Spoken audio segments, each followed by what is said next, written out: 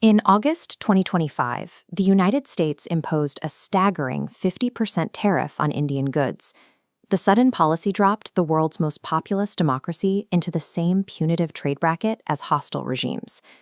The administration had two immediate grievances. First, India continued to import millions of barrels of Russian oil. Second, Prime Minister Narendra Modi declined a high-profile dinner invitation with the U.S. president, citing a scheduling conflict. The breaking point arrived shortly after. Following the Operation Sindoor border skirmishes between India and Pakistan, the U.S. president publicly claimed credit for mediating a ceasefire. New Delhi bluntly and publicly rejected the claim, denying any American involvement. To officials in Washington, risking a devastating trade war over a diplomatic slight seemed economically irrational, but New Delhi held its ground. The refusal to compromise sent a clear message: India would no longer bend to external superpower pressure. The crisis exposed a deep mismatch in expectations. Washington had long approached India as a compliant junior partner in its efforts to contain China. New Delhi, however, views itself as the undisputed leader of the global South. Agreeing to American demands under the threat of tariffs would have compromised India's sovereign independence. Accepting the economic damage was a calculated sacrifice to protect its core foreign policy identity. That identity is built on a doctrine known as strategic autonomy. In recent years, India has evolved this into the concept of Vishva Mitra, a global friend. It is an approach that discards permanent, rigid alliances in favor of flexible, issue-based partnerships. You can see this doctrine at work in India's energy sector. To secure affordable fuel for 1.4 billion citizens amid global supply disruptions, India imports massive quantities of heavily discounted Russian crude. At the exact same time, India commits military and strategic resources to the West. It sits at the table with the United States, Japan, and Australia in the Quad, a partnership designed specifically to counterbalance Chinese expansion in the Indo-Pacific. American policymakers frequently view this dual approach as a contradiction. To India, it is pure pragmatism. National survival requires engaging with opposing blocs on different issues simultaneously.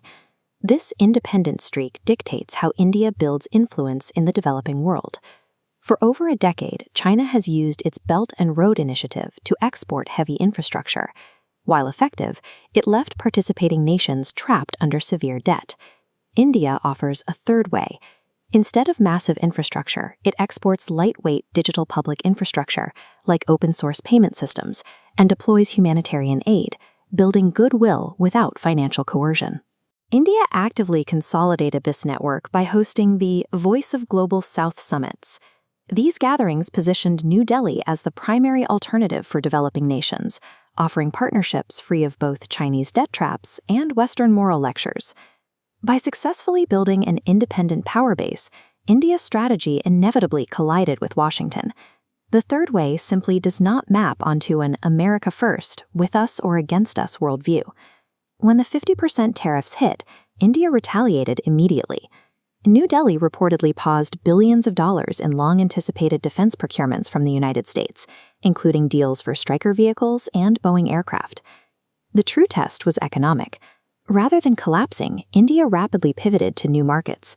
By November 2025, Indian exports had surged past $6.9 billion, completely rebounding from the initial shock of the blockade. Surviving the tariff strike proved a vital point. The Indian economy has achieved enough mass and gravity to absorb coercive tactics from the world's largest superpower. However, this strategy has a ceiling. Diplomatic experts warn that strategic ambiguity can eventually look like chronic fence-sitting. By avoiding hard stances, a nation risks isolating itself from deep structural trust with any major power. This lack of trust directly jeopardizes India's most significant institutional ambition, securing a permanent seat on the United Nations Security Council. To transition from a rising power into a true global architect, India will eventually need to establish clear red lines. It must articulate its boundaries and demonstrate strategic clarity when global norms are challenged. The 2025 U.S.-India trade crisis served as the first major stress test of a newly multipolar world. It proved that emerging powers will no longer accept a unipolar rulebook and will demand to lead on their own terms.